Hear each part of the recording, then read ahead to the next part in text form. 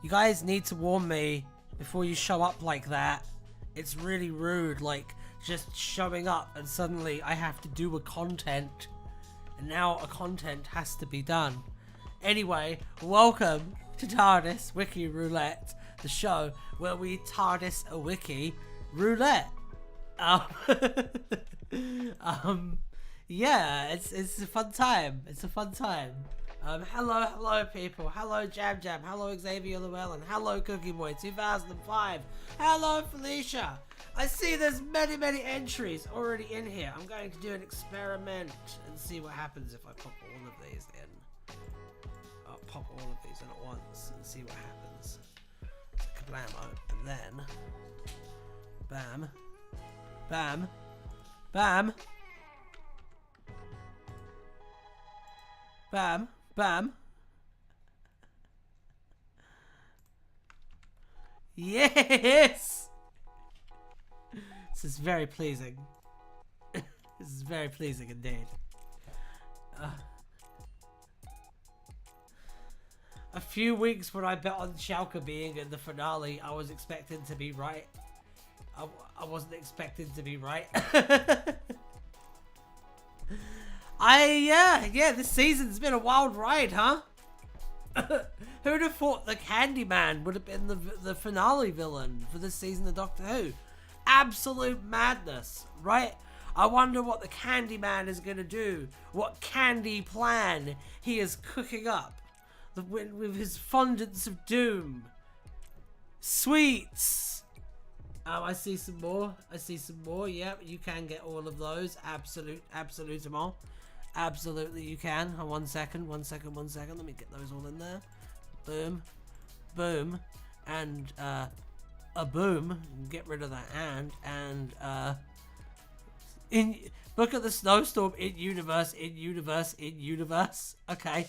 Random page. Oh, dear. That's perfect. That's absolutely perfect, you guys.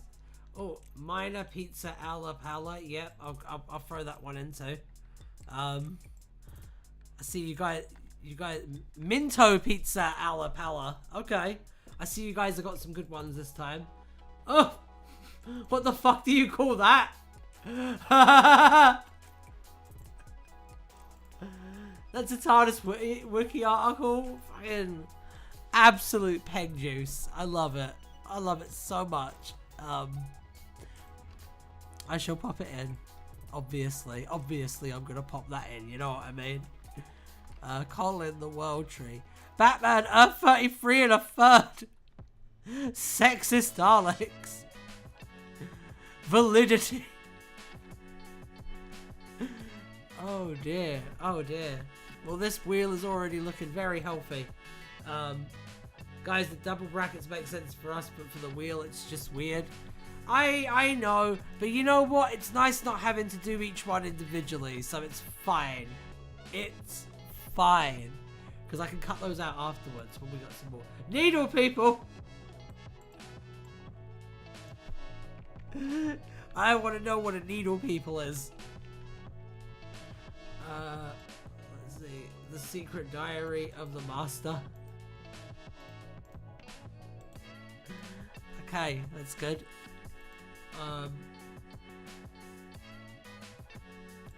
The Diary of River Song, yeah, we'll pop that one in. I'm sure that's got some bangers in there. What else have we got? Gumball Machine! Alright, Gumball Machine sounds pretty good. I'll pop that one in. One sec. Copy and paste, copy and paste, copy and paste, copy and paste. Aztec calendar, canon. Oh, geez, there's a lot. I will not read those out. I will just pop them in and then sort through them really quickly and make sure they all have their own thing. Yep. Because I'm nice like that. You know. I see a few recurrings on here, like the Great Detective Agency. That's very exciting. Also, I have no physical copy either. Oh, Mix Her Own Adventure short story, 4/4. The Restaurant from Rose. Okay, I think we might be ready to spin this now because it's looking pretty solid. It's looking pretty good. Good. I'm liking it. That's a very solid, very healthy wheel. It looks like it gets literally enough to eat, which is always wonderful. We like it when things aren't hungry, right, guys? I think that I'm hungry right now to spin this wheel, however, so why don't we spin this wheel? But first, a quick word from our sponsors, me. Subscribe to the fucking channel, like the video, leave a comment in the comments box as well as the chat. Join the Discord, do all the things, all of them, now, all of you. Trev. Okay, let's start it. Let's start the wheel. Let's spin the wheel. Let's spin this fucking wheel. Let's go!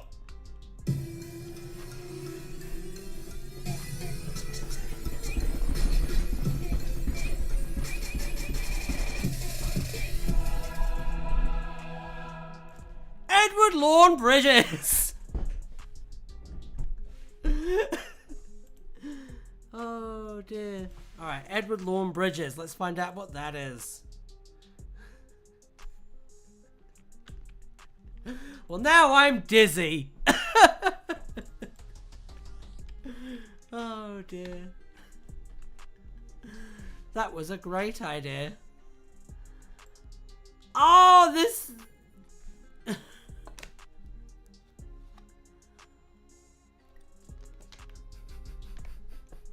Hello, peeps. Alright, let me make sure that we got the thing on, because we didn't, and that was a terrible idea.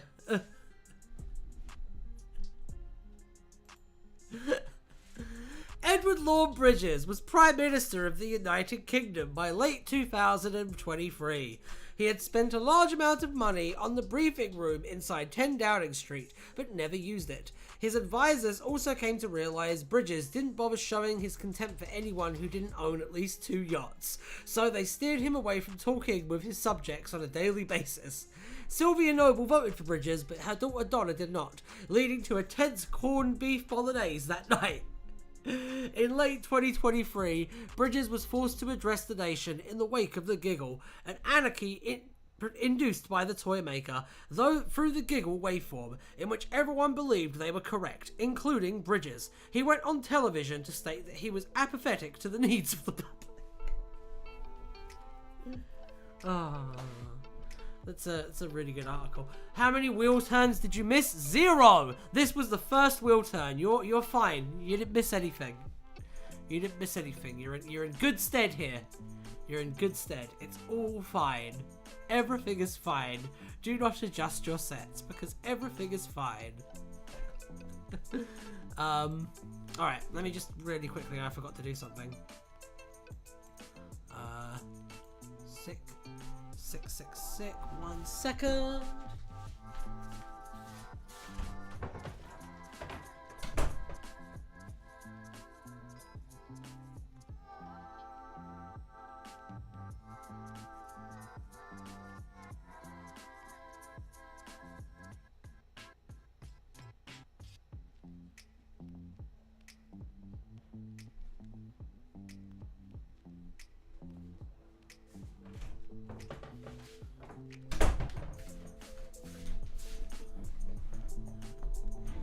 You're never going to find out what that was. Anyway, let's see. We've gone through that one, so now I suppose the correct thing to do now would be to spin the wheel again, wouldn't it? Let's do that. Yeah, I love Alan. Don't we all love Alan? Can I get an all hail the wheel in the chat while I spin this bad Larry, whose name is Alan?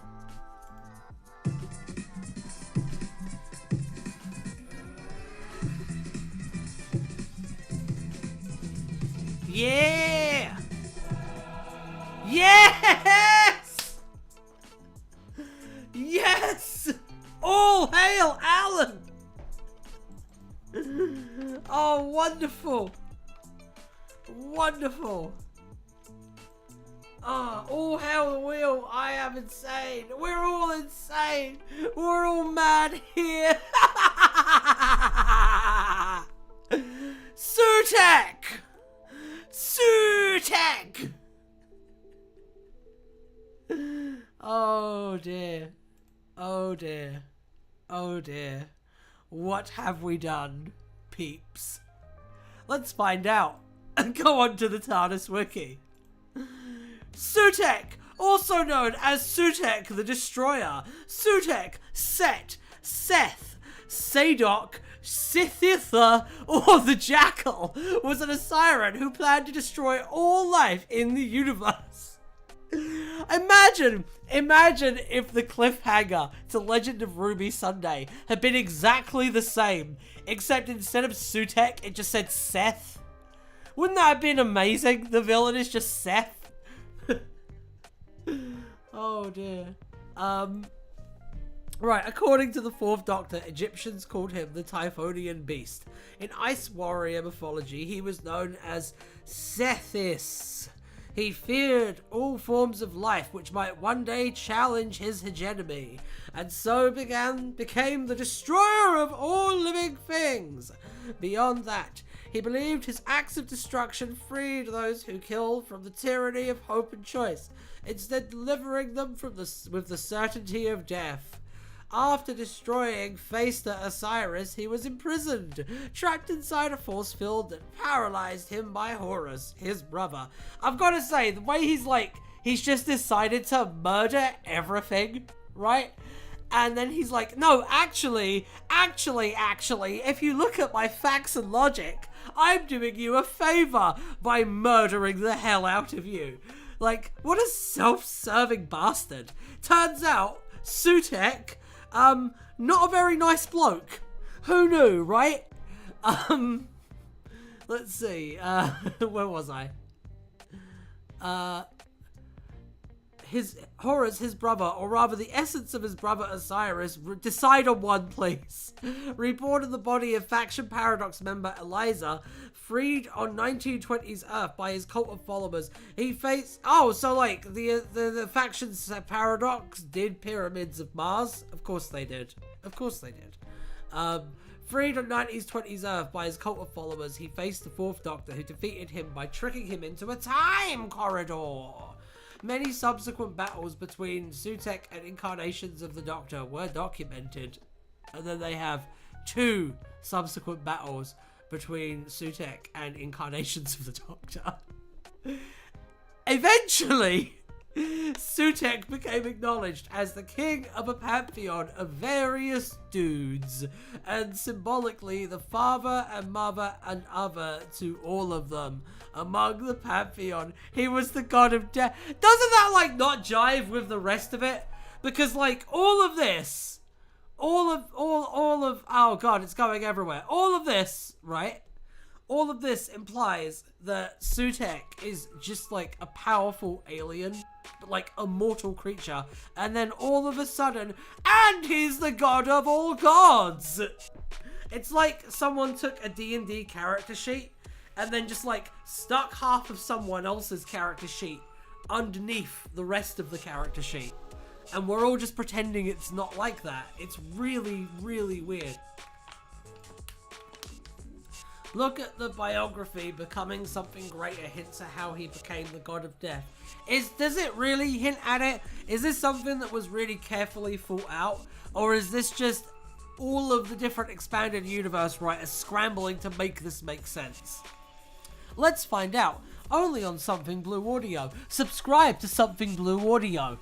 Like in the Egyptian myths on Earth, Sutek was the son... Wait a minute. The one who waits before revealing himself to the... Yeah, alright, yeah, that's just a quick recap of the Legend of Ruby Sunday. It's more the wiki editors doing that, to be honest. Respect.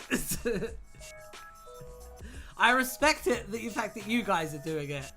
I feel bad for the Doctor Who writers who have to try and make this make sense now.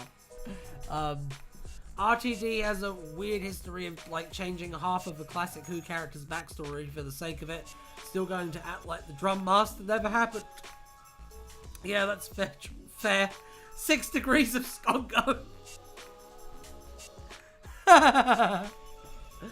Like in the Egyptian myths on Earth, Sutekh was the son of Geb, having been bred alongside Osiris to channel the power of Ra. He was the husband of Nephthys, who was also his and Horus's sister. Gross. Sutekh became... So he's just an incest dude. He's just an ancient alien incest dude. Sutekh marrying your sister. Sutekh became head of security for the Osiran court, being its most fearsome and powerful. I'm sorry, I can't get over the fact that he married his sister. The second and greatest of the 3 divine shields, who protected the sentient sun, Ra, from such threats as the serpents created by the great houses, blah blah blah faction paradox. Such as Apep. He eventually intimidated the great houses into making peace with the Osirans by releasing a vampiric army of Malaks on the medieval Mediterranean basin. Making a credible claim to the ability to upset the structure of history in a major way. After they had served their purpose, he left his Malak army behind. Like I said, this guy's not a nice dude. It's the main impression I'm getting from reading this wiki article. He's not a nice dude who boinks his sister. Jealous that Osiris's accomplishments, civilizing 660 worlds, are being celebrated more than his own, Sutekh killed him.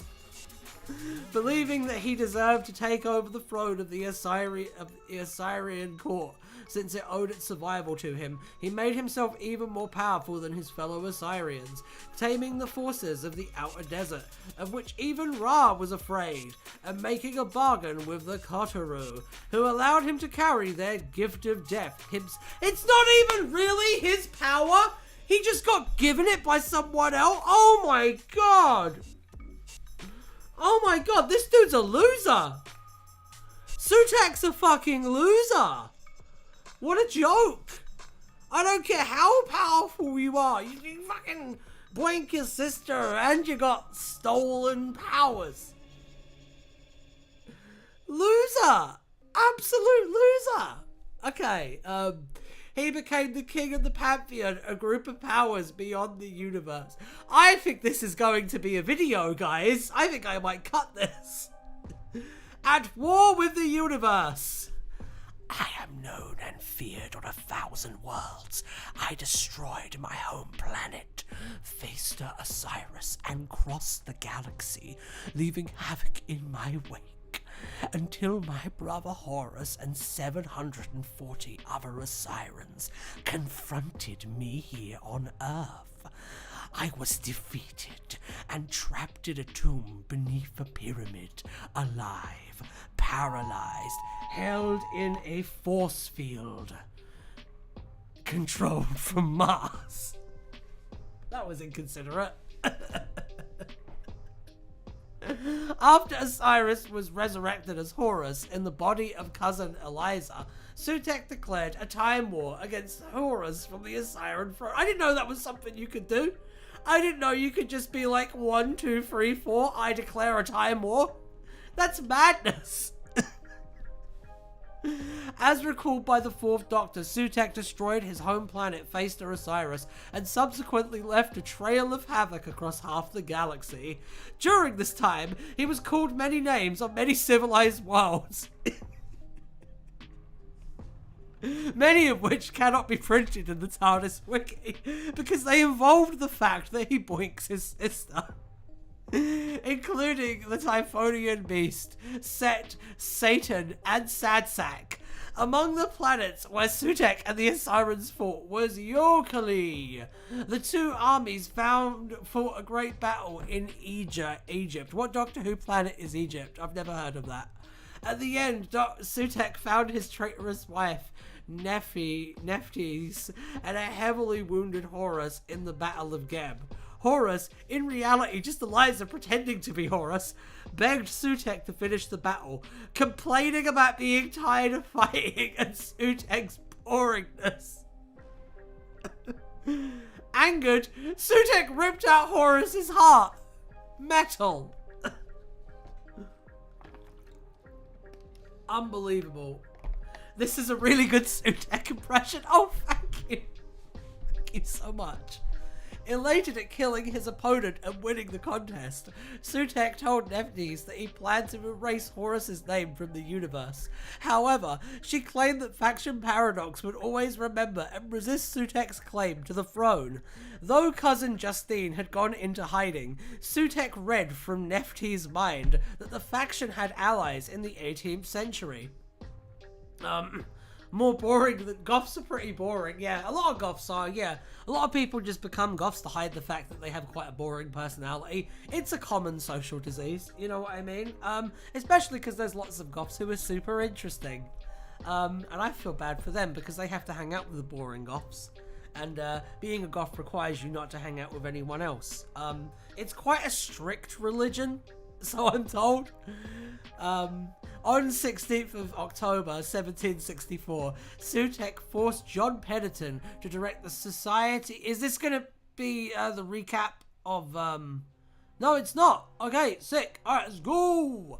Sutekh forced John Pennington to direct the Society of Sigismondo di Rimini to declare war on Faction Paradox and seek out its members. Though the Society had found no trace of Justine by 8th of November, Sutekh felt an intrusion in Volanto. There he found Abelard Finton, who he tortured ruthlessly until he divulged that the time ship was in the Mediterranean Sea, and Justine had returned to the Osiran court. Sutekh then brought Finton to Pennington and released them both from his control. Finton died shortly thereafter. I didn't realize there was so much Sutekh Faction Paradox stuff. That's a bit mad. It's a bit crazy. For the sake of brevity, I might have to move through this a little bit. But I do want to see the part. I do want to see the part. That's a cool image. I do want to see the part where, seriously, that's a cool image. Let's take a look at this. I want to see the part you were saying about him growing in power that justifies him suddenly being a god. Because, yeah, it doesn't really make a whole lot of sense. Let me just, yeah, look at that. Oh, he's a sexy boy. Look at him.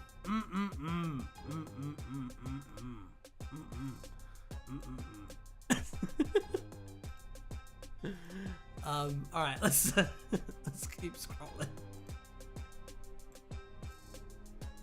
It's the kind of quality entertainment that you stay for here at Tardis Wiki Roulette from scratch.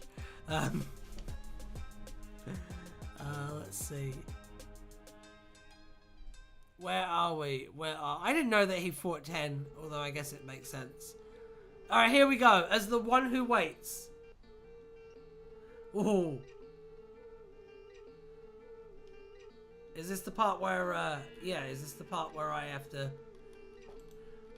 My main problem is the toy maker being part of the Pantheon, to be honest. Did he start it or rise up the ranks? Yeah, it doesn't make a lot of sense, because the toy maker should be way more powerful than Sutekh. Because, like, Sutekh is basically just, like, an extremely powerful destructive force. He's essentially, like, a Dragon Ball Z character, in terms of, like, what he can do and stuff. The toy maker is like an author, essentially, in what they're capable of. Like, they're just different kinds of power, and one is way more powerful than the other. Yeah. Because the toy maker is the heart warrior character. I suppose there's that too, I guess.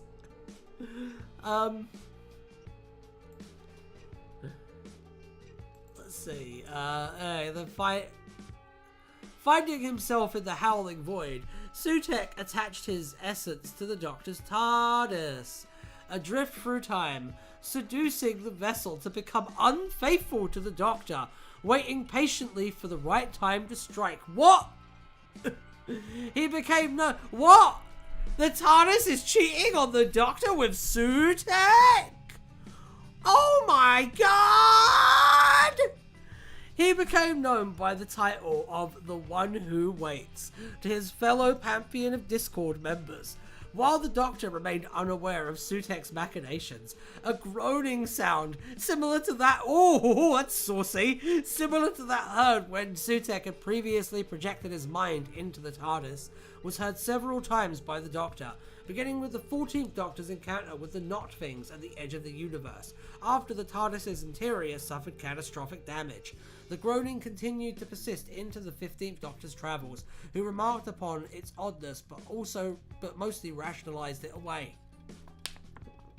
Sutek also spread versions of Susan Triad, whose tech company in the 21st century contained a clue as to her true origins, as its name could be shortened to Sutek, to every place where the Doctor's TARDIS landed. Once the toy maker managed to escape into the universe, he found the One Who Waits hiding. Whilst the toy maker had bested the Guardians of Time and Space, the dying Spy Master, and God, he opted to flee rather than challenge the One Who Waits at a game. He later told the 14th Doctor that his decision to flee from the One Who Waits, with whom the Doctor was not familiar, something the Doctor found hilarious. The toymaker thus decided to not spoil the surprise, instead cryptically telling the Doctor that it was someone else's game. In his novelization of his battle with the Doctor, the toymaker promised the Doctor's inevitable encounter with the One Who Waits would be novelized as Doctor Who in the I'm Not Going to Tell You. As they were banished out of the universe, the toymaker's child, Maestro, snarled a warning to the 15th Doctor that the One Who Waits was almost here. It's really stupid, guys. I really don't like it. I'm sorry. It's so poorly... like, this is way better. This stuff is like a fucking epic. This is crazy what I was reading here. Like that shit about like an ancient war in the Mediterranean and stuff, and like all the intrigue and the spy shit. That was cool. This is wank. In 2024, the 15th Doctor and Ruby Sunday returned to Unit HQ, finally intending to follow up on the mystery of the mysterious woman they'd been seeing everywhere the TARDIS landed, as well as that of the identity of Ruby Sunday's mother. Informed that the woman's primary incarnation was tech billionaire Susan Triad, they sent Mel Bush to investigate, while the Doctor and Ruby used Unit's time window to review the night Ruby was left at the church on Ruby Road. Within the time window, they were able to see the cloud of malignant darkness clinging to a second version of the TARDIS, which they had not previously known to be there. Back in the unit operations room, the team realized that the same evil force existed around the present-day version of the TARDIS, merely cloaked from human sight. You'll just read it, please, Something Blue Audio, you're just reading a summary of Legend. I will stop torturing you. I will stop. So where's the thing where it supposedly justifies why he's so powerful now? That's what I really care about. Where is that, guys? It was just the Kotaru stuff. Oh. Okay. I really don't think it justifies it. And the forces of the outer desert. I don't know, guys. I feel like Russell just did a bad writing thing, and I don't think you lot should have to bend over backwards to justify it, to be honest. If anything, that just doesn't seem fair on you guys. I would say. I do want to suggest my Dalek lover is a sex machine. Absolutely. Absolutely. Aren't all Daleks sex machines, by the way? I'm pretty sure that's canon, and it's been canon for a very long time.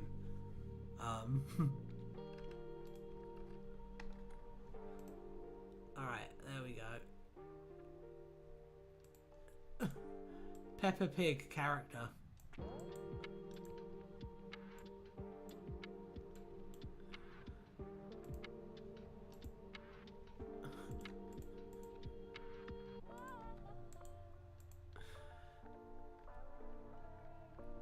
Alright, I'll put that one on too. Alright, there we go. We are good. Good! Let's take a looky look. our next wheel spin, shall we? I think that we've taken this train about as far as we can. And I definitely got a video out of that. No, seriously though, let's spin the wheel again. You ready to spin the wheel again? I'm just kidding. I don't care. I'm spinning it.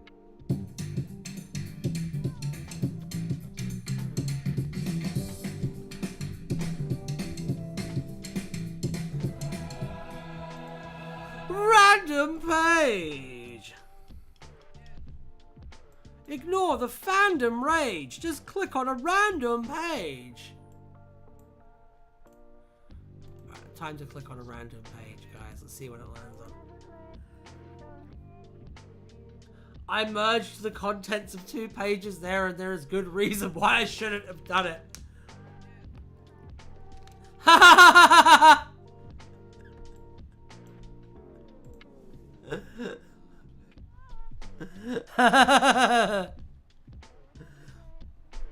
Okay, so I can't say why this is really funny because it relates to a piece of content that's not out yet on Something Blue Audio. However, it is coming, and when it does come, this is going to be really, really funny. So this one's a bit of a slow burn. The chest cavity was a part of human biology enclosed by the ribcage. When Jack Harkness accidentally released nanogenes from a Chula warship, they started to convert the human race into how Jamie's body was when he was killed, by fusing a gas mask with their face and creating head trauma on the left side of their brain, a gash on the back of the right hand, and a partial collapse of the chest cavity. The Ninth Doctor noticed this within a few seconds of examining a body with those symptoms. Yay! That was a random page, and now it's time to spin the wheel. Acha!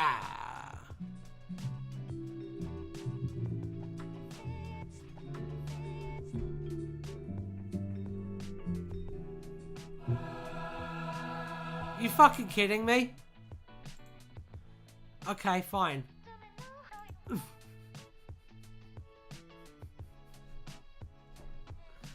Oh dear. I will read those comments real quick before we click on it. So what am I seeing? I'm seeing it was so bad compared to all the other set up the finale and reveal the big bad episodes of the part. It really was! Yeah, for once I think a big exposition dump would have been better, to be honest, than the build up. People have made the argument that one of in-universe RTD's appearance is less of an appearance of RTD and more of just a character who looks like him. When did RTD have an in-universe appearance? My take, just let Moffat write all pre-finale episodes ever. I agree. Can you imagine if Moffat wrote this? It would be good, for a start. Oh dear. Oh, we use stuff, fair enough.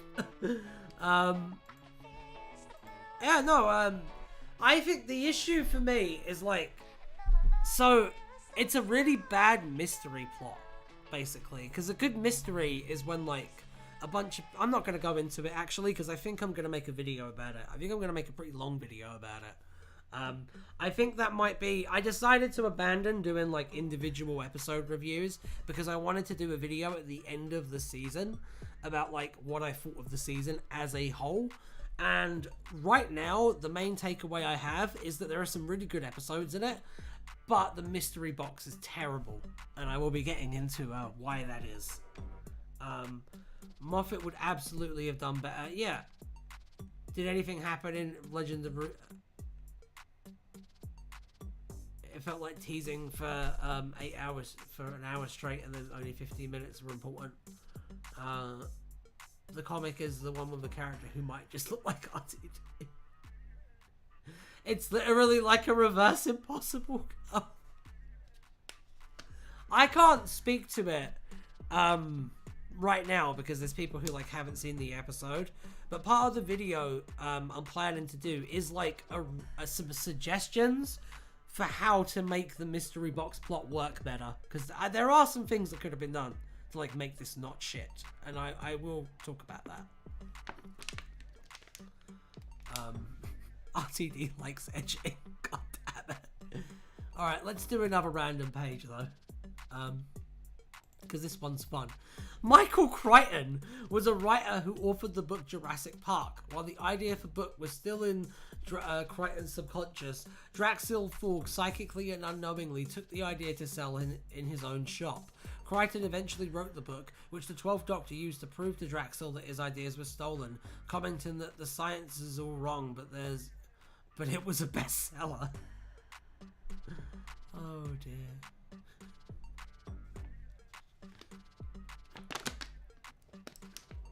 Anyway, let's take another look, shall we? At the wheel.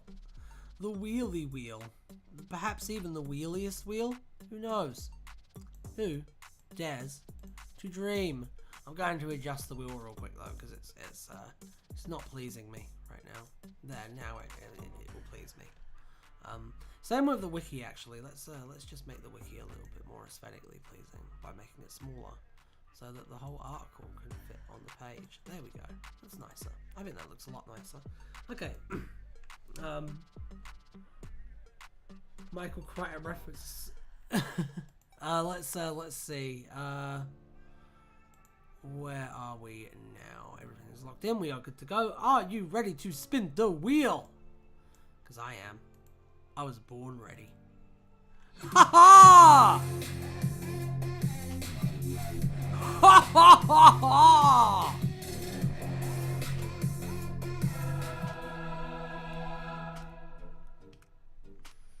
I love it.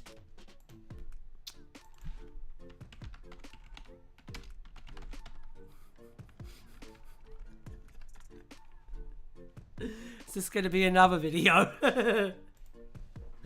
Peppa Pig's TardisWiki Wiki page is insane. It would be good. No. Ironically, for a pig, not a lot of meat on these bones. Peppa Pig toys were on sale at Sanderson and George in 2011. TV, closing time. And that is the most interesting thing about the episode, closing time. Harley Bird was the third and most prolific voice of the titular character. Other actors to voice characters in the show include Alexander Armstrong, Brian Blessed, David Graham, Sarah Ann Kennedy, Colin McFarlane, David Mitchell, David Rintoul, and Francis White.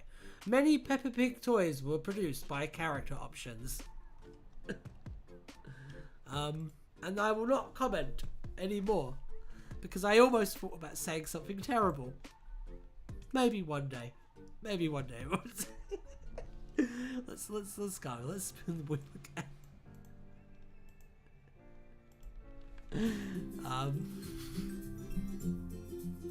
Let's go.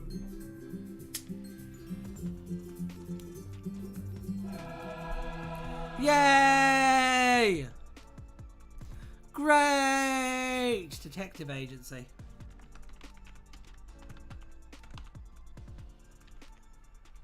We'll see where this one takes us, shall we? Maybe it would work out well. Who knows? Who dares to? You know the rest of it.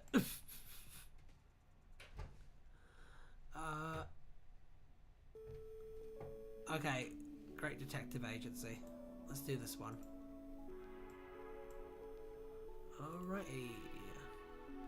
The Great Detective Agency was a detective agency in the City of the Saved, composed entirely of Sherlock Holmes remakes, assisted by remakes of Watson, Mycroft Holmes, and Mrs. Hudson. It was the largest group of remakes in the city. The agency's head office was located in Little Farthing District. The agency existed by AF30, and then let's see, a great detective made of bees was sent to investigate the murder of the Sakath Hive. A broken Holmes remake left the agency to live in Dover Shores. In AF291, Julian White Mammoth Tusk hired the agency to find Lon Shell, but was unable to keep up with payments. After 2 centuries of searching for Cousin Octavia, a faction paradox without any success, because of fucking course, the agency set a Roxburgh Holmes remake to George Morrison to inform him that Octavius didn't exist. It's good. Right. Not the beast. Yeah, meme. We love meme here. I love meme.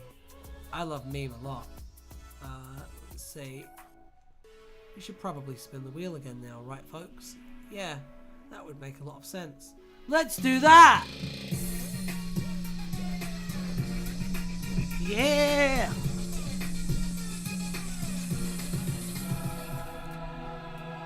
You can't see it because of the angle.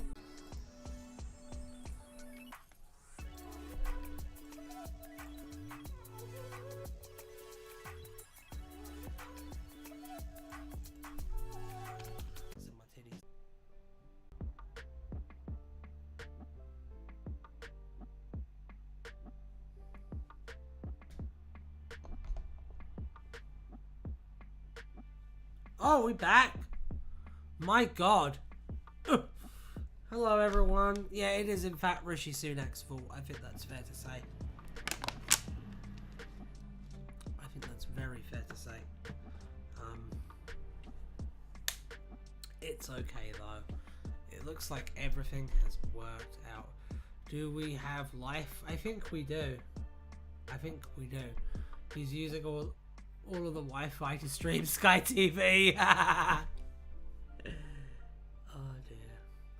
He came out recently in favor of assisted dying. Makes sense given his campaign. You mean murder?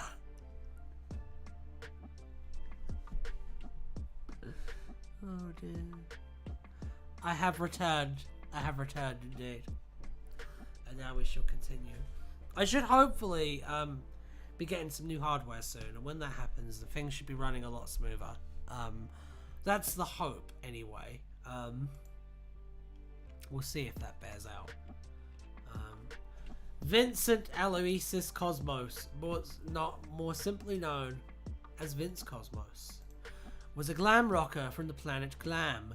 He was also secretly a detective fighting Martian infiltrators on Earth with the help of his personal assistant Poppy Monday and Mr.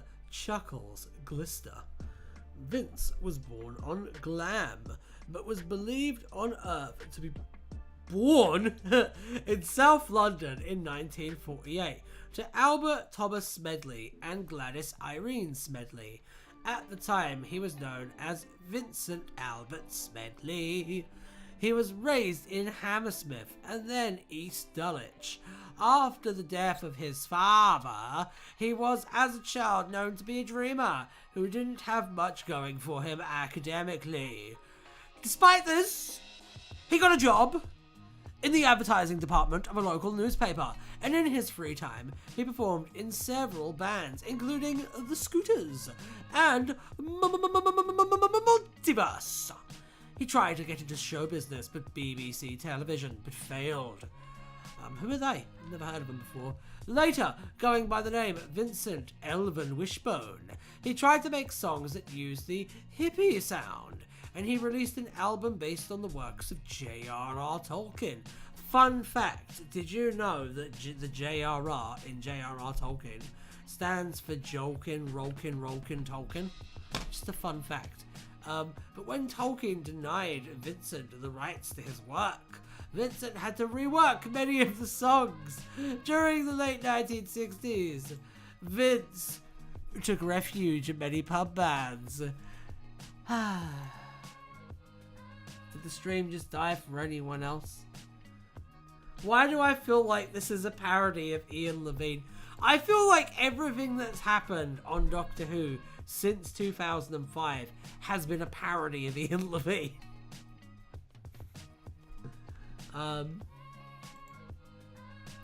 In 1971, Vince signed up with Hell for Leather Promotions, and the notorious Arthur Corns became his manager.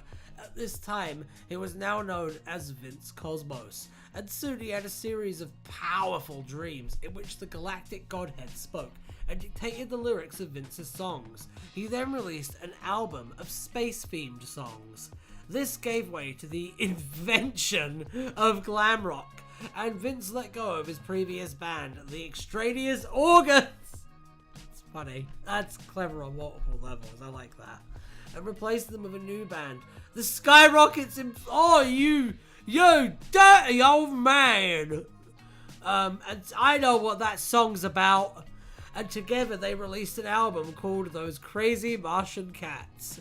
On May Day of 1972, Vince and his personal assistant, Poppy Monday, attended a party at Hobbs End, hosted by Katie Manning Iris, along with a number of other celebrities. Paul Mars? Paul Mars, probably. Let's find out. Sounds like a very Paul Mars type thing to do, though. While we're busy finding out, oh, here we go, here we go, here we go, here we go. Yes! Paul Mars! Writer Paul Mars. Paul Mars. The unsung hero of the stream.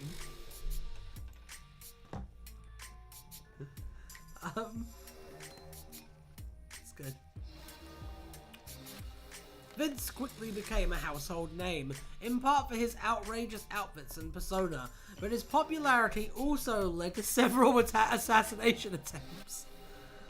It was believed that one such attempt was when he suffered from a near-fatal shooting at the Hammersmith Odeon in either 1972 or July 1973.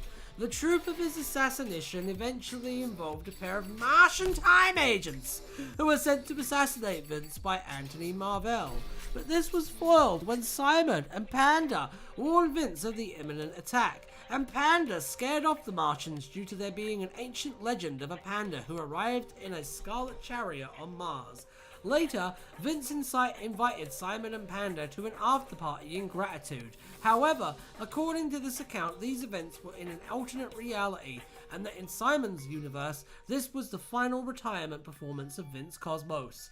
Another assassination attempt on Vince's life was supposed to happen while Vince was performing in front of Princess Margaret in the Royal Variety. However, the explosives only went off after everyone left. Vince began making public statements about the existence of Martians and the dangers that they presented, but those were dismissed as everybody believed that Vince was becoming paranoid and was failing to distinguish fact from fiction.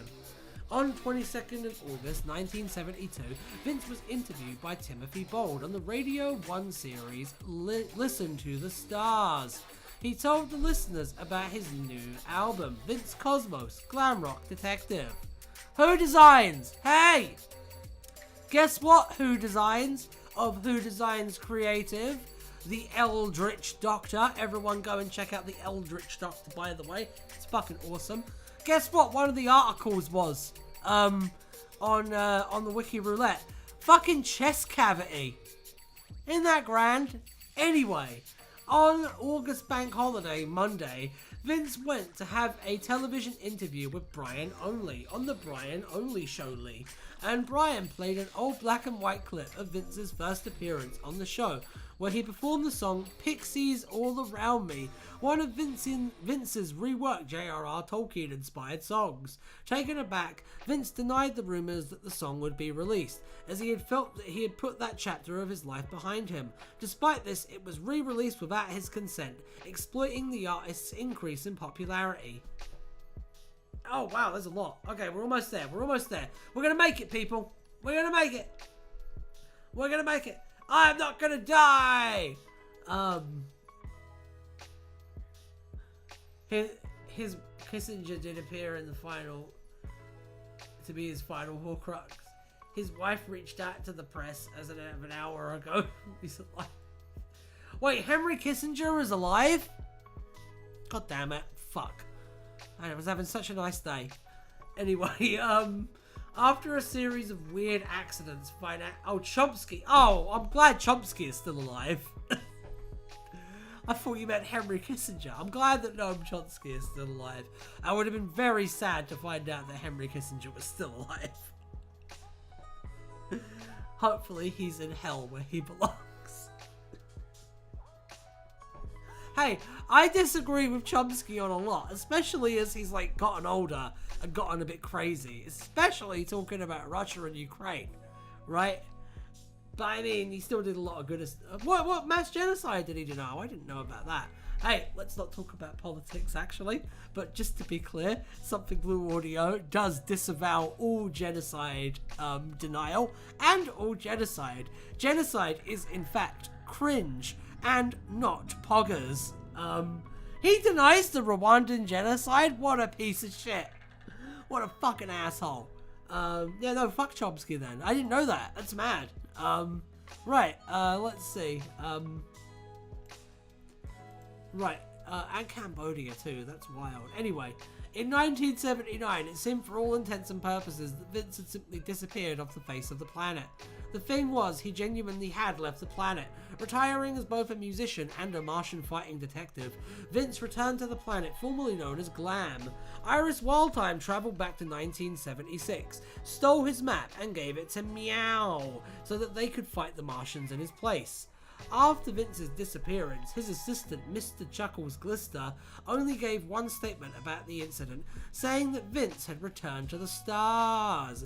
It was known that the only person who actually knew where Vince went was Poppy Monday, Vince's PA and founder of the Vince Cosmos fan club, who resided in a canal boat. Vince only once told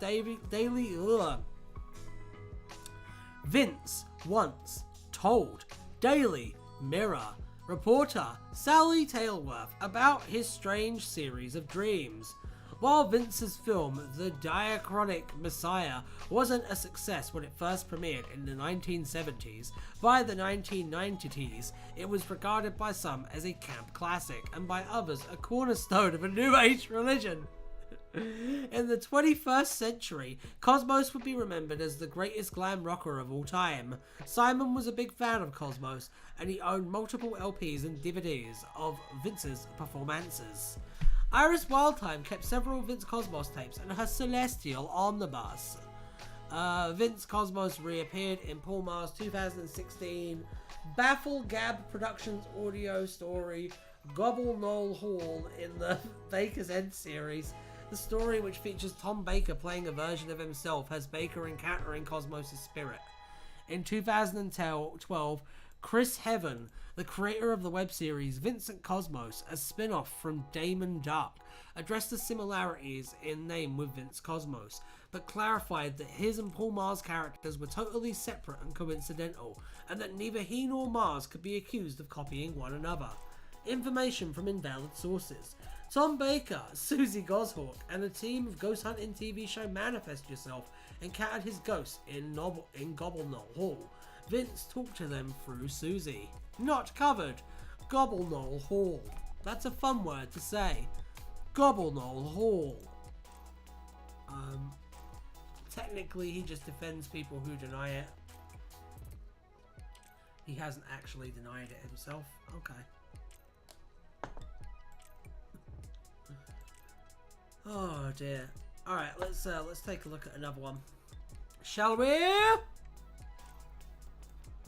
Yeah, let's do that. While we can. Wait.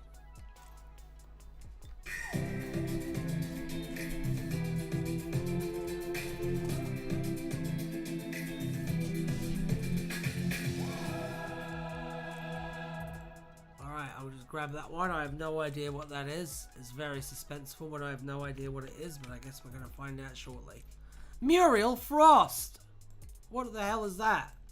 Let's find out together, except for the people who suggested it, because they know. Probably the rest of you know.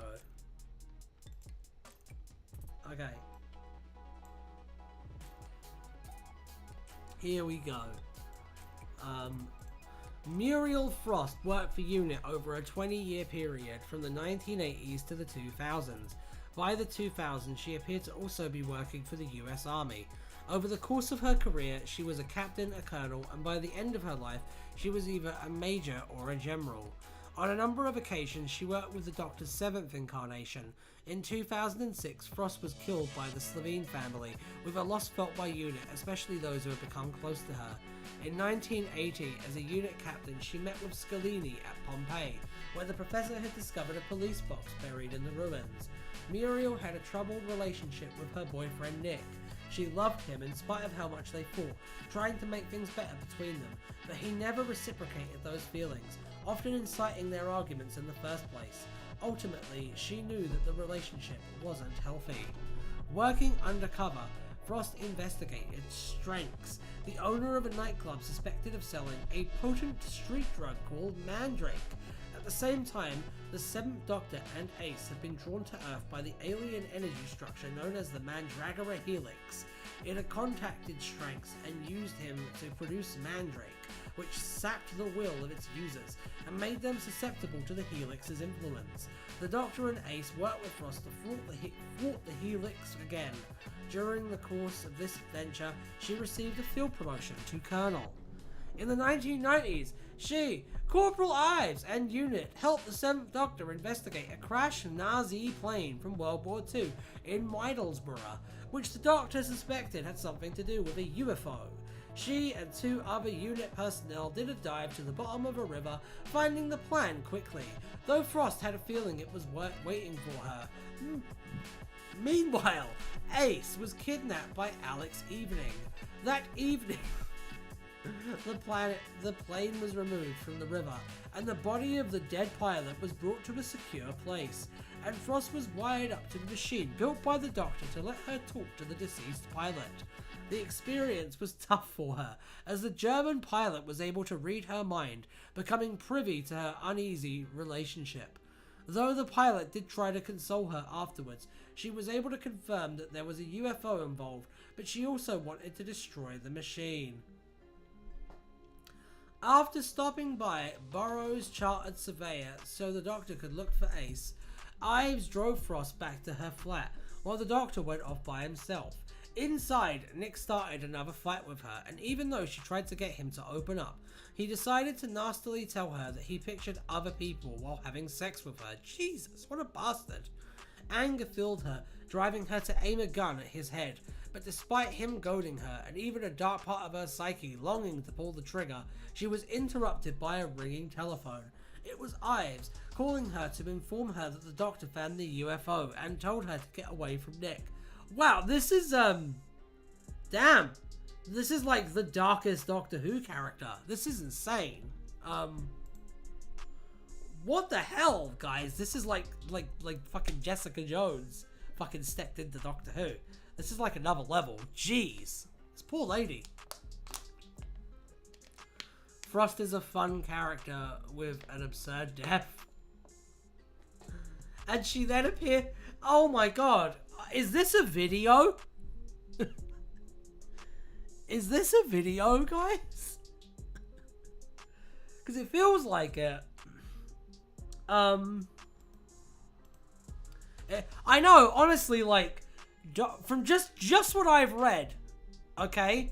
Doctor Who's, like, darkest character, maybe? Because this lady seems like she's walked off from the set of a Spike Lee movie. Like, this lady feels like she's from a completely different, like, genre, aimed at a completely different audience. And, I kind of love it. I don't know. We'll learn more about her. It's all good. We'll learn more about her.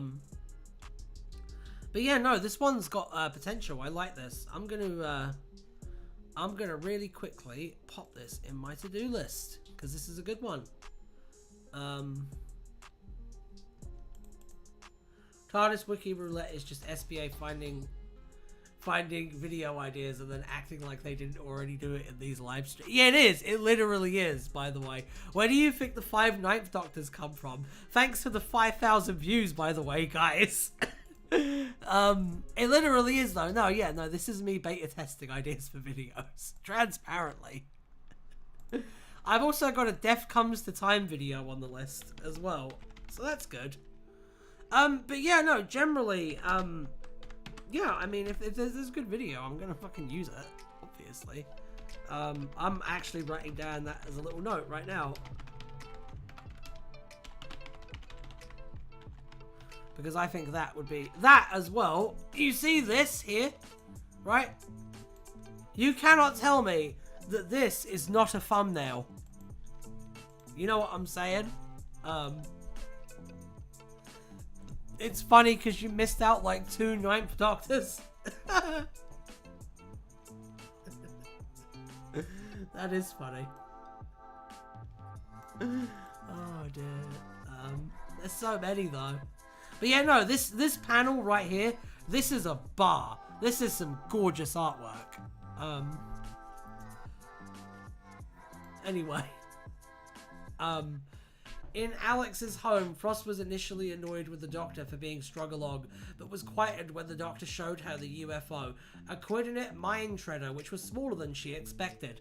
After explaining that the Mind Shredder was designed to create new realities and that Alex had used it to make one of her own, the Doctor led them into his TARDIS, gathered a company of unit soldiers, and handed them off to put an end to Alex's havoc. In a city created by Alex, Frost Ives and the unit soldiers fought against the oh, okay. My head was just like, wait, that doesn't, you know what I mean?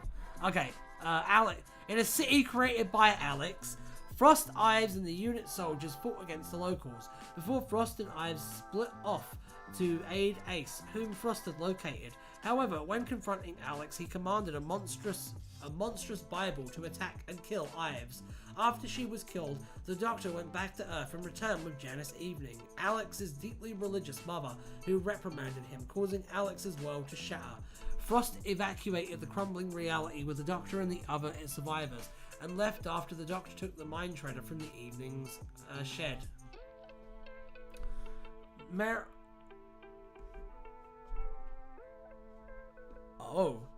Mary Jenny Maguire evidently knew Muriel Frost on a personal basis prior to her death. According to some accounts, in 2005, General Muriel Frost wrote portions of a classified dossier on the Ninth Doctor, warning any potential readers of the dossier of the information contained inside. And later, on the termination of the dossier and the dangers the Doctor could present, following the loss of unit surveillance of the Doctor on the game station in the year 2011, 100, where it was about to be exterminated, her writings on the Doctor seemed impersonal, lacking any mention of previously meeting the Doctor, despite having met him on multiple occasions. And the dossier also contained detailed information about the alien spaceship crash and his subsequent Slovene plot, despite it being during this attack when Muriel Frost died. Furthermore, when the attack happened in 2006, the unit had no knowledge of the Slovene, despite the dossier including information on them. Death! Unbelievable! Absolutely unbelievable. After the London UFO crash on 6th of March 2006, or 28th of March 2006, Major Frost and her Geneva Eva team were summoned to someone thought they were terribly fucking clever with that one, weren't they? Was summoned to 10th Downing Street from Geneva. By this point, Frost was head of operations of Unit UK and was accompanied by scientific advisor Peter Reynolds and PR delegate Alex Brooke. The Doctor, Rose Tyler and Mickey Smith saw a news broadcast on the arrival of the experts, which had been picked up by the TARDIS. Blah blah blah. Point is that she was one of the unit people who gets like murdered by the Slovene, and the Doctor doesn't even really care, despite the fact that the Doctor was apparently pretty good friends with her, which is insane. This is mad. This is absolute madness.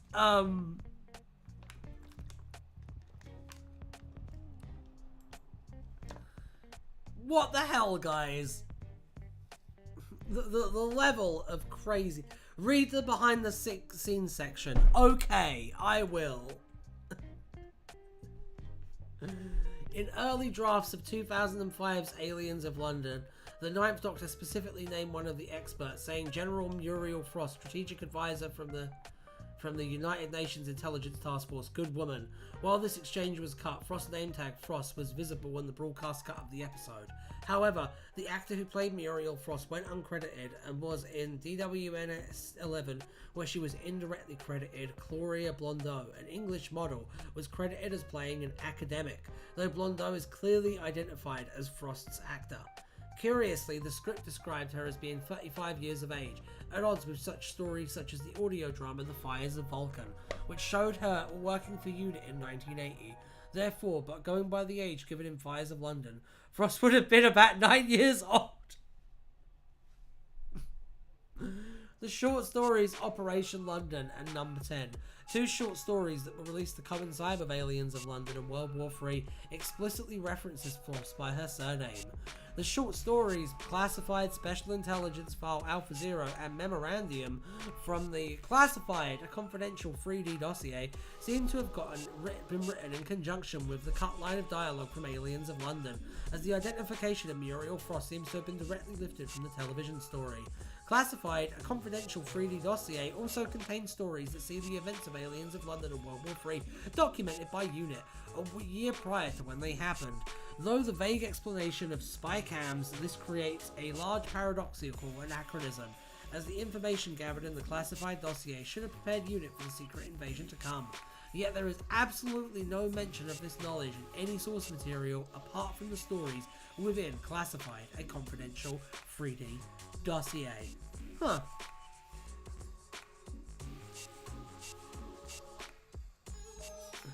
That's very strange.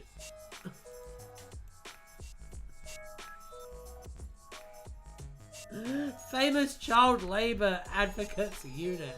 I tell you what, I think it's really funny. By the way, I don't like Morris, the character. I mean, the actor did an alright job. I don't like the character of Morris because his catchphrase thing of being like, oh, probability of bad thing, 95%. That is the hackiest idea for a fucking smart character I've ever heard. What the fuck is that dialogue? Russell should have been fucking ashamed of himself. Disgraceful. Also, I think it's really funny that, like, they bring Mel back and they're like, hey Mel, finally you can do like sciencey stuff because you're a sciencey person and you were never allowed to be a tech genius on Classic Who. So here, you get to be a tech genius on New Who.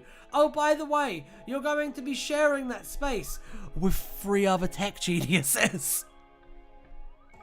All of whom are jostling for space. Ruth wasn't even in this episode, goddammit. Morris is the actually guy. Yeah, the sheer fucking vibrating, radiating vibes of actually coming off that kid.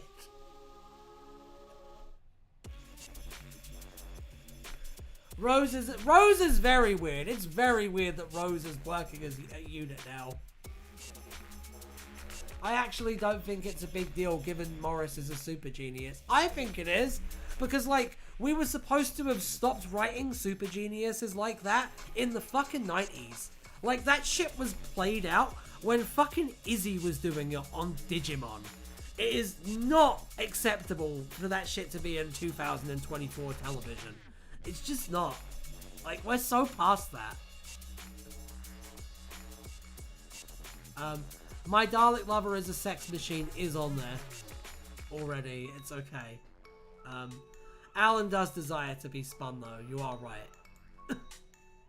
I'll stop ranting about the legend. Like, it's 3 scientists, a piece of fucking merchandise, and Colonel Ibrahim. That's the new unit. I hate the Power Rangers vibes that the new unit has. It's awful. That was my whole to-do list. How long was that on screen for? Oh no! You saw what videos I have planned. Yes, spoilers! Oh dear. A lot of that shit I've already done, too. At least it's not just the army like in the first... I don't know, I prefer that. Sorry. I find that easier to take seriously. I think the fact that they're like the fucking agents of S.H.I.E.L.D. now is really stupid, to be honest. And like, can you see this unit line up like having to nuke London for the greater good? No, you fucking can't. It doesn't work. I don't know. It just doesn't like track in the same way. Why? Why is this happening now?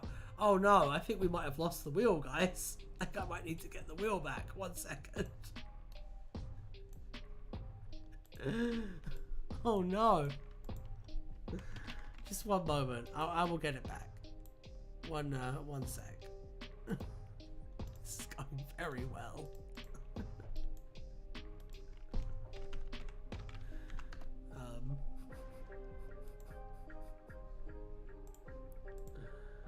Alan, no! It's fine, guys. I got him back. 1 sec. 1 sec. Wheel of Names. There we go. Guys, he's back. He's back. It's fine. It's fine. We're fine. You're all fine.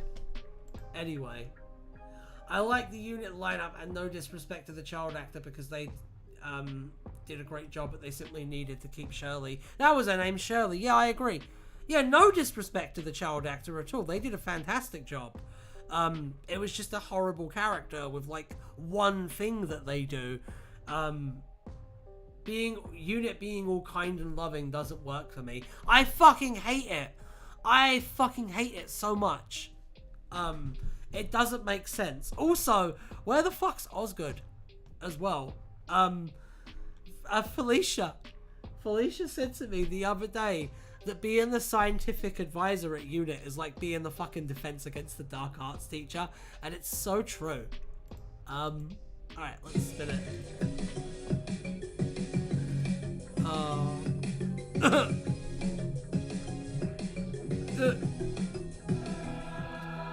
Yes!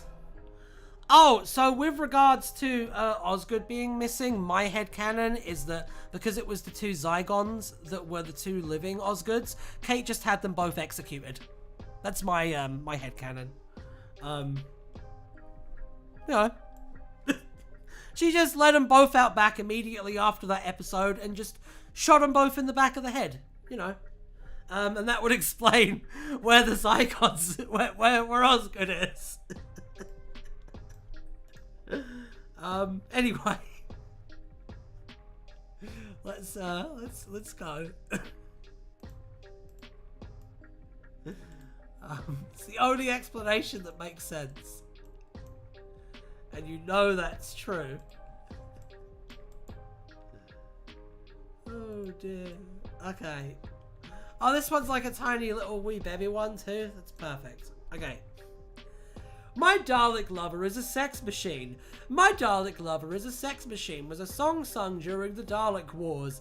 During Isabel Defrey's expedition to Arcadia in 2573 on the Admiral Reichstag, one troopship mechanic had sat in a pool of spilt beer in a corner, tunelessly singing the song as his voice rose to a crescendo as he vocalized the dirtiest lyrics. God damn it. Best Doctor Who story. Unfortunately, Big Finish have revealed one of the living Osgoods is humans. Oh, fuck off, Big Finish. By the way, please pick my Paul Spragg story. Get at me, Nick. Let's go. Wheel. Okie dokie. Yeah, baby.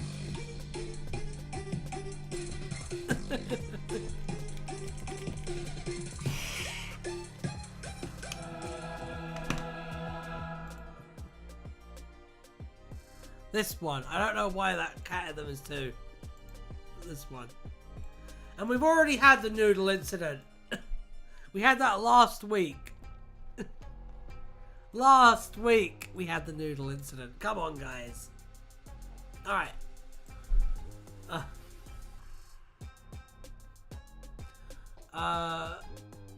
What about the Catboys, Xavier? What about the Catboys, Xavier?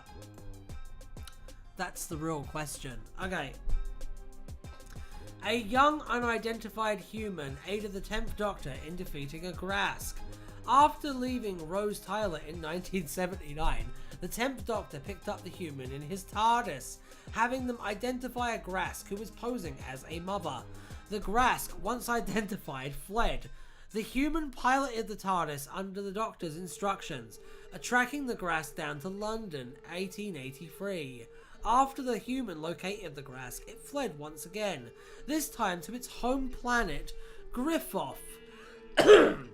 On Griffoth, after solving a number of puzzles, the human and the Doctor then made their way to the chamber filled with the humans that the Grask had snatched in order to assume their places on Earth. The human was then posed with a choice, either to free the captives or to leave them. How is that a choice? The individual then decided, with the Doctor sharing his thoughts about the human's choice. The human returned the human home, with his opinion on the human varying based upon their decision. The Doctor then departed, wishing the human farewell. The human, the main character in Attack of the Grask, is a blank slate of sorts to accommodate the player to fulfill the role of the character, like an avatar, thus meaning that what one random individual's personality or appearance is irrelevant. Moreover, companions and allies treats the unidentified human as a proper character, devoting an entire page to them.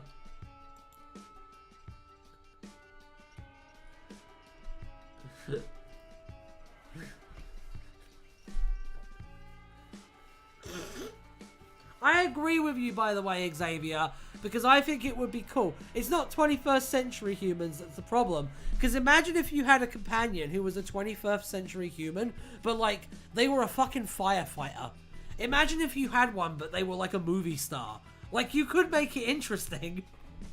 They won't, but you could.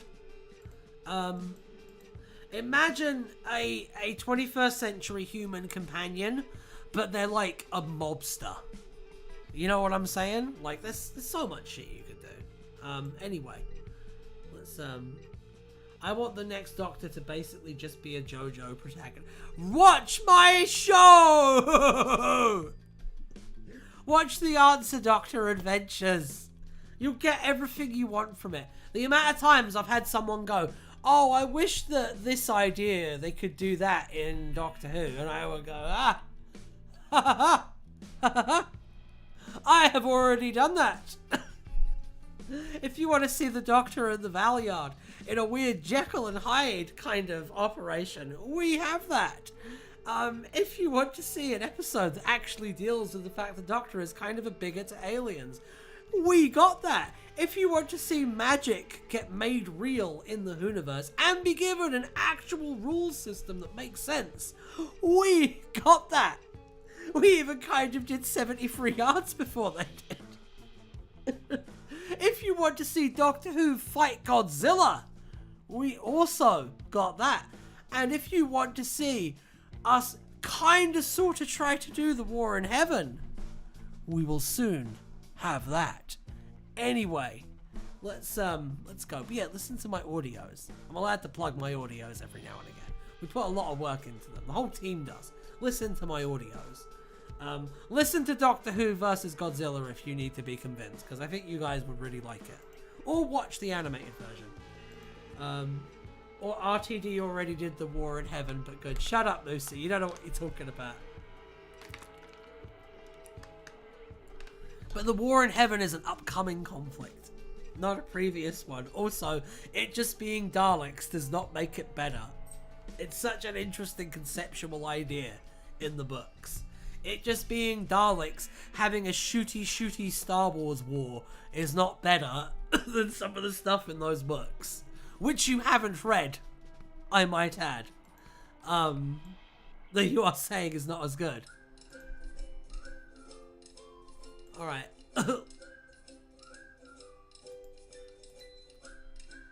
Batman! Oh, well, yeah, they did dismiss the Daleks as a joke. They said those stupid robots with their stupid tin voices couldn't possibly be the enemy because they're too weak. That's the War in Heaven stance on the Daleks.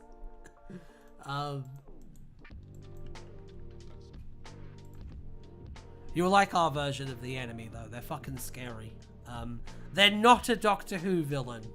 They're not an existing thing, because it wouldn't have made sense to make it an existing thing, but I think you'll like them. They're the villain of the 60th times champion, so you can check that out. Let's see though. Batman at 33 and a third.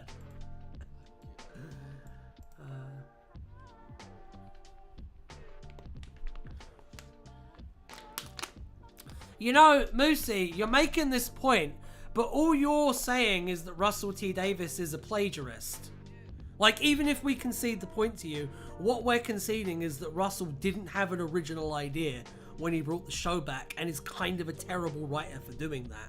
And we all kind of softly that because he's a really good character writer and did a really good job of doing bringing the show back. But yeah, like, he kind of ripped off a massive story arc from the books and then left all those book authors out to fucking dry.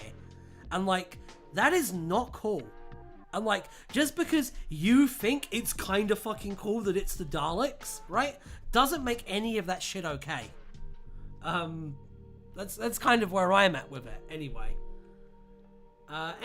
let's go. And yeah, I think the War in Heaven, in some permutation, is where the show was always going to be headed.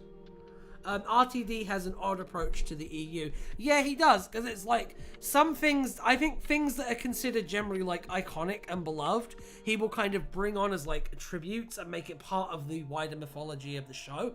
And some things that are really clever but not as beloved, he will take, copy, act like he came up with, and then the person who came up with the original idea never gets work again for the rest of their lives. That's kind of how it seems to go, to be honest. And I don't know, I don't like it personally. But he took other ideas, and do you not understand, like, being unethical is bad, Moosey? Like, do you need that to be pointed out to you? Fucking hell. Jesus Christ. Okay, here we go. In Earth 33 and a third, Batman was the name used by an incarnation of the Doctor. Do I need to link you the fucking H Bomber Guy video?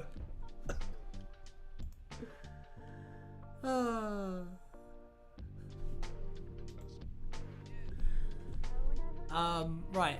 Batman worked alone as a superhero for a time in New York City. After the Fifth Doctor landed his TARDIS on Madison Avenue and left it unlocked, Batman entered with an array of other superheroes that included Spider-Man and Superman. He encountered the Doctor upon his return to his ship, who angrily proclaimed that the experience had taught him never to land in the city during a crime wave. Batman was one of the possibilities for the titular role in Doctor Who the movie, along with several other candidates, with a bewildered Seventh Doctor watching the assembly of his possible regenerations. According to him, the Cybermen had taken over Gotham City. As the first course of action, he instructed an unseen ace to hurry to the Who pole so they could help defeat the invasion.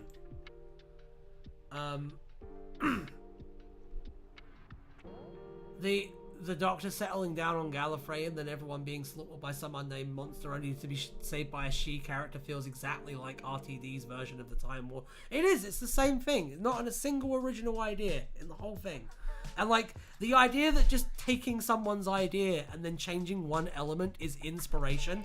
As a writer myself, who has written almost 50 Doctor Who stories at this point, that's fucking insulting, to be honest. I don't like that idea. Wash your fucking mouth out with soap. Frankly, James Somerton did not take inspiration when he did what he did, okay? Anyway, let's continue. But that's if we go down the line of argument that you want to make. You want to say that RTD copied the War in Heaven, but did it better for the Time War. If you say that, you have to acknowledge that he directly copied it. And if you have to acknowledge that he directly copied it, that kind of makes him a bit of a hack. Me, personally, I think it's ambiguous whether he copied it or not. But if you want to take that position, that's the logical endpoint of that position. And you're going to have to die on that hill. So, maybe don't. Because it's not a good hill to die on. Also, how RTD dug into Schalke felt extremely petty coming from the guy who messed up the... I agree, that felt very petty and vindictive. Just like how the "don't you think she looks tired" line is clearly a petty and vindictive dig at Christopher Eccleston, when at the end of the day, his main problem was all the fucking sexual assault that was going on set. Yeah, no, it all just feels very bad, to be honest, but we as a fandom don't like talking about it and reflexively defend the producers because we all think we're going to be the showrunner one day and we hope we won't get blacklisted by being too critical of the show and some of the horrible, horrible things that happen there. But, you know, maybe we're not ready to have that conversation as a community yet. Let's continue.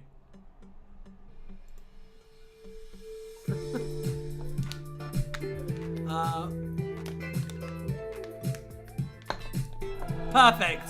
What the fuck do you call that?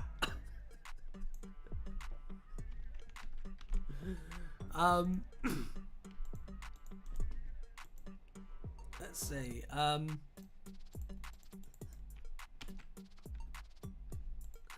Hot take, being ethical is good. Be ethical, people. And if you're going to take ideas from EU writers, if you get made like a showrunner, credit them and make sure they get paid for the ideas that you took. It's just fucking polite, to be honest. Dave Filoni manages it with Timothy Zahn, so I don't really think there's an excuse beyond greed. So what the fuck do you call that? What the fuck do you call that was a television show from an alternate reality organised by Panda. A typical episode comprised of Panda ridiculing a family along with their diet and lifestyle before going through their kitchen and ridiculing that as well. An episode would end with a family trying to impress Panda with a special dish of food. One such episode had Janine Bonaventura and her family go on the show.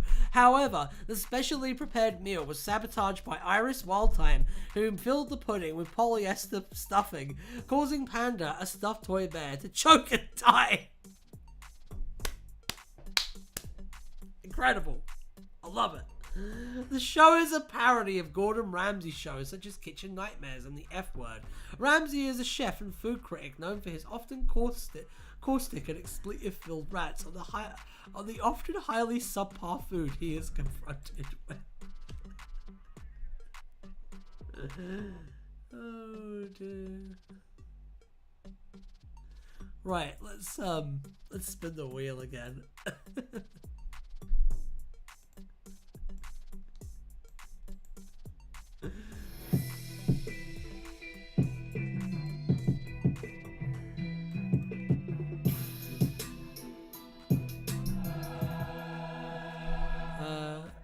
Canonicity.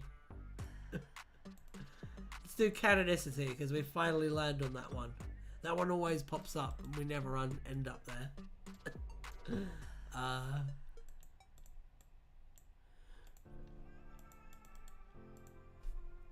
Let's see.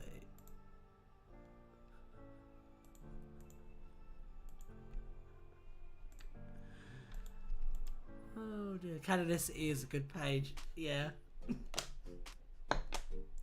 Where did Moosey go after his, like, nicking ideas is good and based, actually?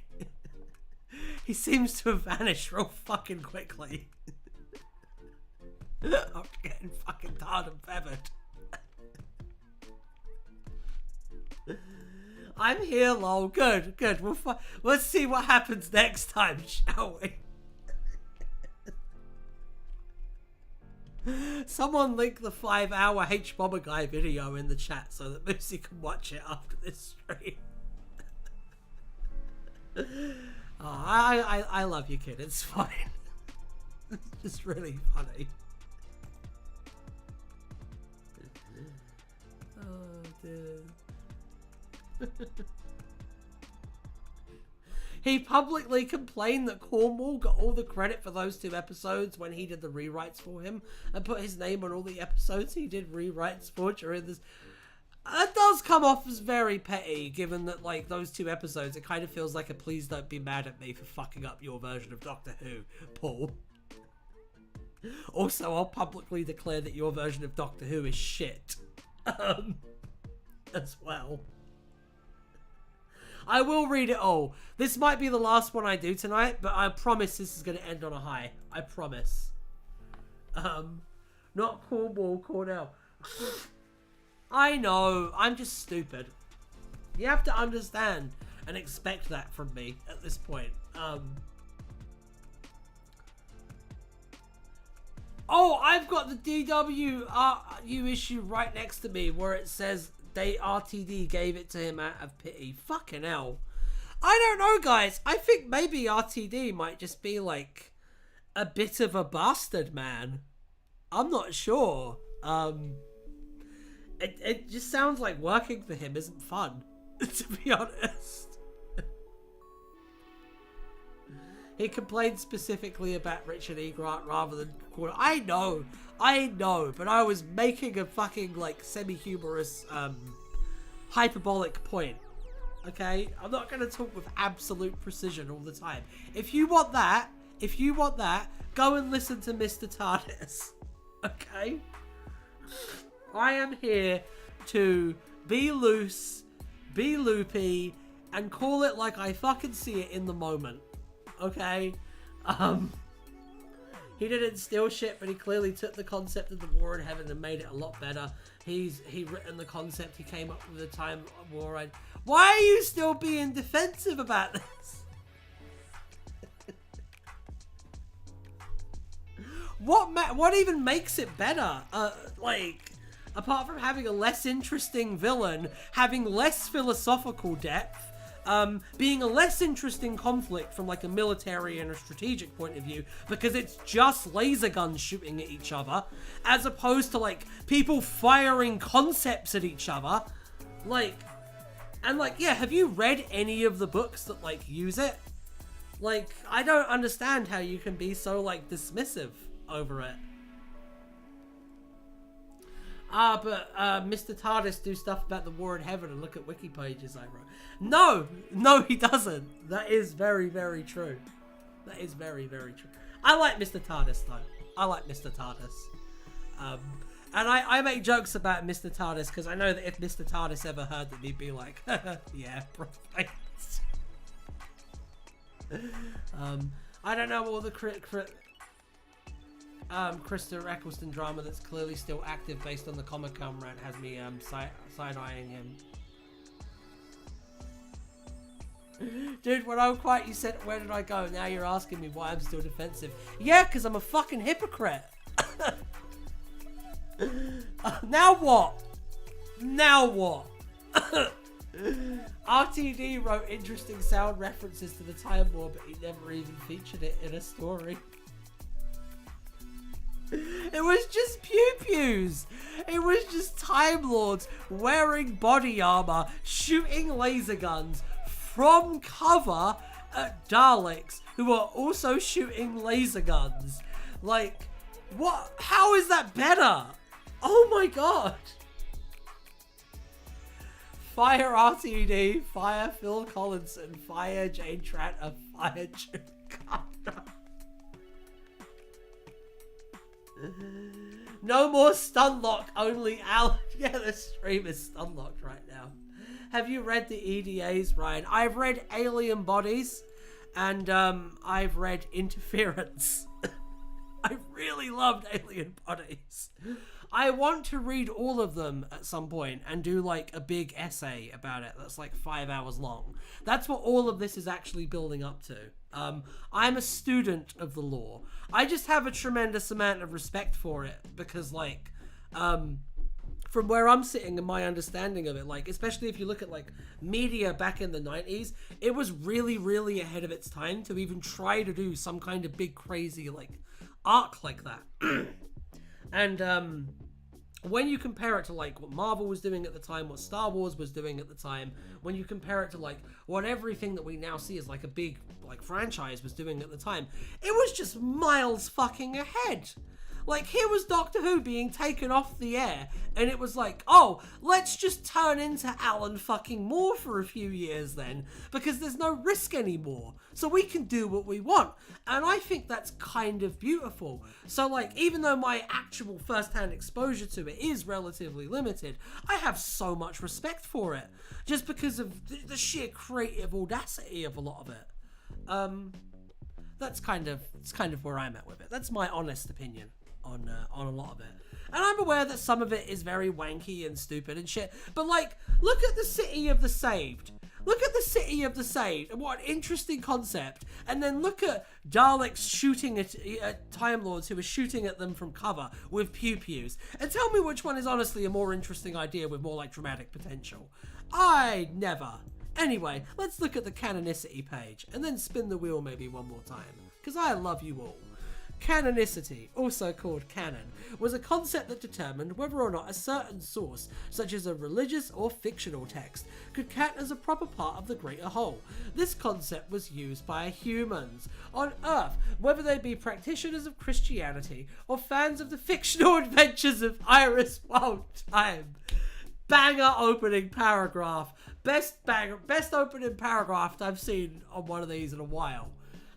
However, many individuals within the Doctor's universe inexplicably question the canonicity of either parts of their own lives or of others, with the Time Lords even having a Tower of Canonicity.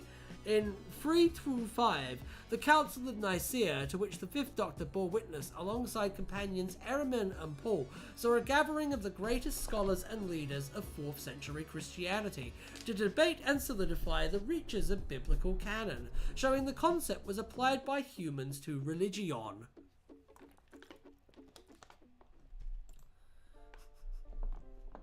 They hit the second canonicity tower.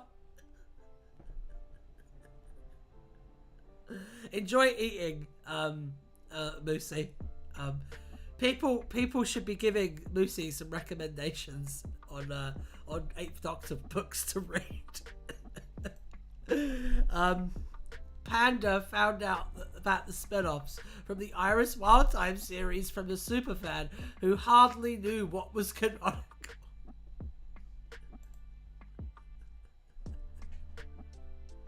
My view on it is everything is canon, especially the stuff that contradicts each other.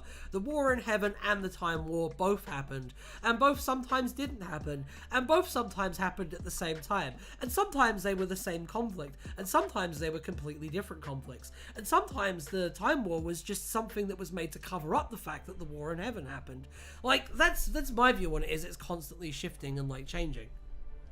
A second cannon has hit the towers. Oh dear. The information contained on the Tardis Wiki influenced Lady Painford's speech for information on the Doctor, and she believed that the looms were canonical.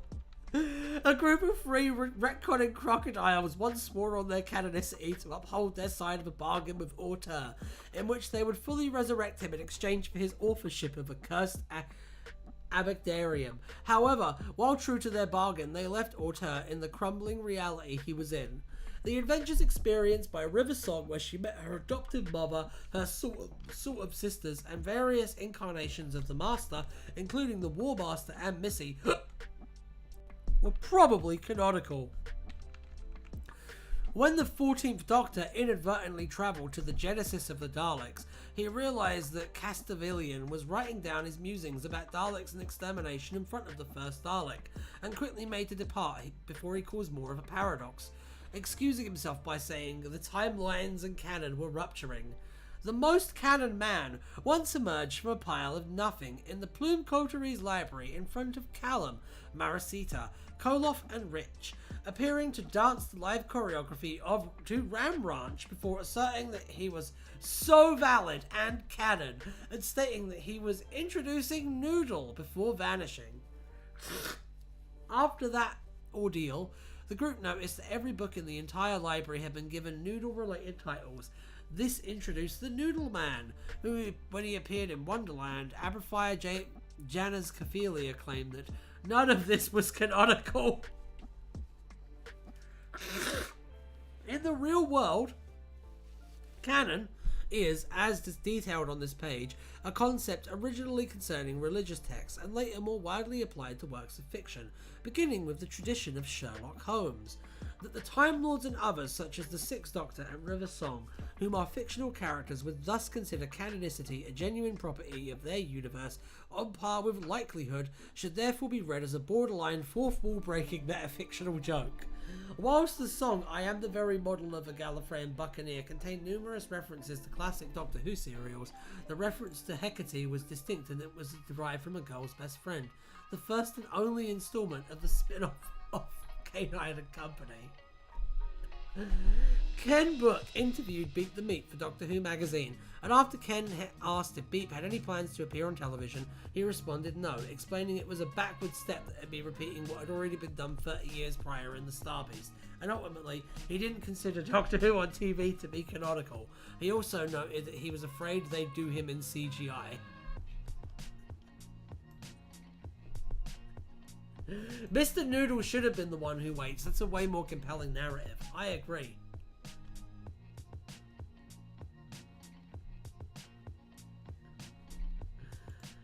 Guys, it's the thing that you keep wanting me to click on.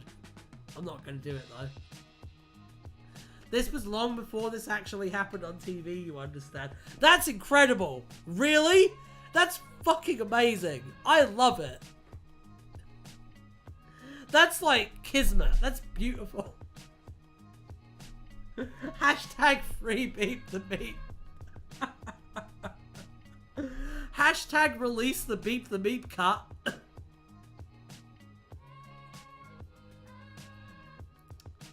With CGI over it. I know! Oh dear. It's so good. This is some faction paradox shit right here. Oh dear. My god. Meep did nothing wrong. I know! They were right. They were right and they should be freed. They killed all those people in self-defense and you can't tell me different. Okay, I'm gonna head off now. This has been a fun Doctor Who from scratch. Oh wait, no, it's the other one, shit. Like the channel, watch my audios, you fucks, and have a good time. And Faction Paradox is gonna have a YouTube channel one of these days. I'm manifesting it. Yeah, it's gonna be this YouTube channel, the way things are going. Alright, I'm gonna head off now.